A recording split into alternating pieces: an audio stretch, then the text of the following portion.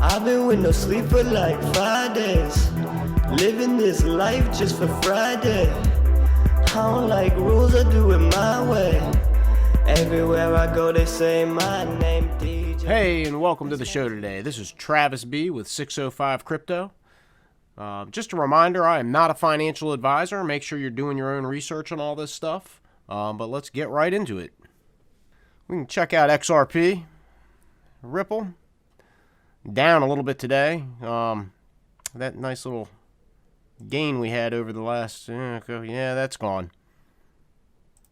But that's par for the course. And we've pretty much just been moving sideways for a little bit now. So, this is good news. You can keep buying. XRP's under $1, so keep buying. But if we check in with Mickle Markets on the Twitter, and go ahead and give him a follow. He's got a really good YouTube channel, too. He's got a very interesting theory. And he's right. This case has pretty much been entirely done virtually and over the phone. And, a lot of us have even called in to listen to the court proceedings. If you're lucky enough to get in before we maxed out the phone. Mickle Markets thinks maybe they're stalling for legislation to be passed. Yesterday, Representative Tom Emmer, we talked about, was introducing a new bill banning the federal government from selling central digital currencies to individuals, trying to prevent the same situation that's happening in China right now. Okay, so this is very intriguing. So go ahead, Mickle Markets has a nice video up on this. Go ahead and give him a follow and check out his YouTube video. And to further illustrate the mess that this SEC lawsuit has been against Ripple, Stephen Huber illustrates it right here with Spidey. In October, the SEC needed 2 more months. I think at that point, every XRP holder and Ripple was like, there's been plenty of time. Let's get this thing over with. Well, now in January of 2022, Ripple is agreeing with the SEC that, we need another 2-month delay. So is this case a charade? Is this all rigged? Is there stuff going on behind the scenes that we don't know about? Is this a done deal? I don't know. This is all speculation, but my bags are packed. And it's important that you have you pack your bags before the settlement or before this court case ends. Because once that happens, in my opinion, XRP is going to be shooting up and you're not going to be able to get them from under $1 anymore. So stack your bags while you can. In international news, Iran is set to allow digital currency payment usage for international payments. Now, I know Iran isn't really our friend, but this is important. As we see the wider spread adoption of digital currencies being allowed to be used for international payments between countries, and Iran is not the first country. We've seen a lot of countries starting to move this way. Okay, I know we talked, I heard about El Salvador a few weeks ago. I think they were stacking their Bitcoin bags. They're talking about that as their national currency.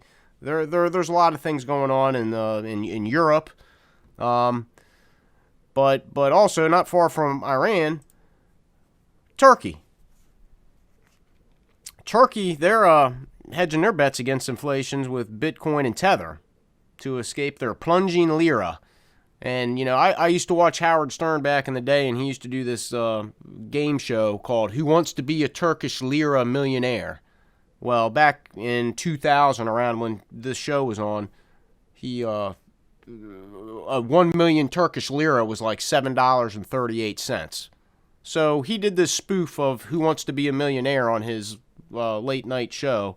I used to always laugh at that. So the inflation in Turkey has been so bad that, hey, they're looking into digital currencies, specifically Bitcoin and Tether. And, that's better than the Turkish lira at this point, so good for Turkey.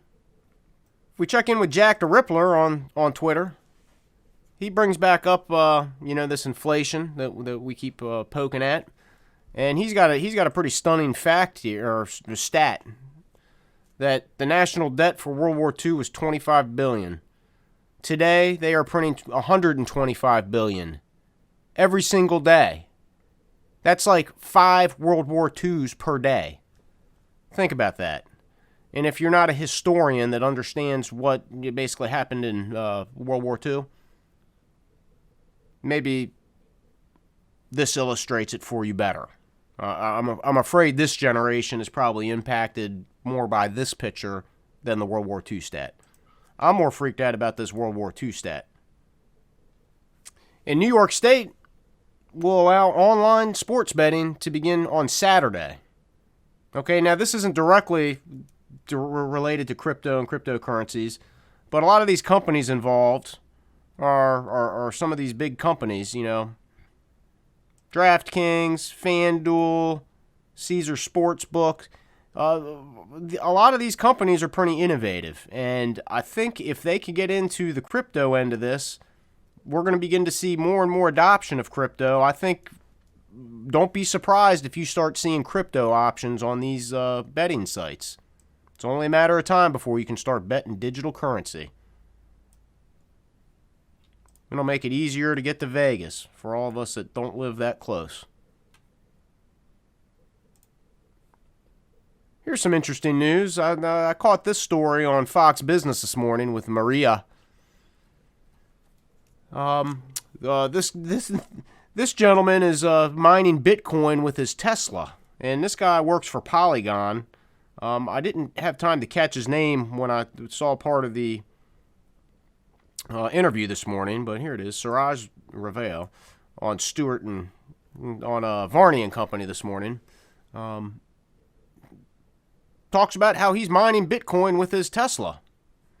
And I didn't even know, but it looks like $800 a month is what he's saying. So, if I had a Tesla, I'd be checking into that and have my Tesla mining while I was plugged in charging at night. But that's just me. Passive income is the way to get ahead in this world. So, but the reality is, I guess if you already have a Tesla, you're probably already doing pretty well. Just my opinion. So, if you don't have a Tesla and you want to consider something like that, it was recently brought to my attention. There's a new company called DIMO where you have this opportunity. You don't have to have a Tesla. Make sure you read through their website here, but more or less your car puts off all sorts of data, and the cars in the last 10 years are more or less fancy computers. They put out all sorts of data, and if you want to harness this data and try to make some money off of it, look into DIMO, because you can pretty easily sign up. If you have a car that's recent, my car's a 2017, I was able to sign up really quickly through Google, and they collect data from your OBD sensor and all that good stuff, and later this year, you're going to start earning the DIMO tokens. Now, this is still very early. A lot of these projects, it's best to get in early before people know about it. So you're not going to be making any money yet, but I'm signed up, so when rewards start coming, I'll be making those tokens. There's also an additional piece of hardware. If you have an older car, and I think even with a newer car, you can unlock, here it is right here, this AutoPi device. It's about $300. They're sold out now. You can get on a waiting list. But I believe this provides more data from your car, so you have the ability to earn more money.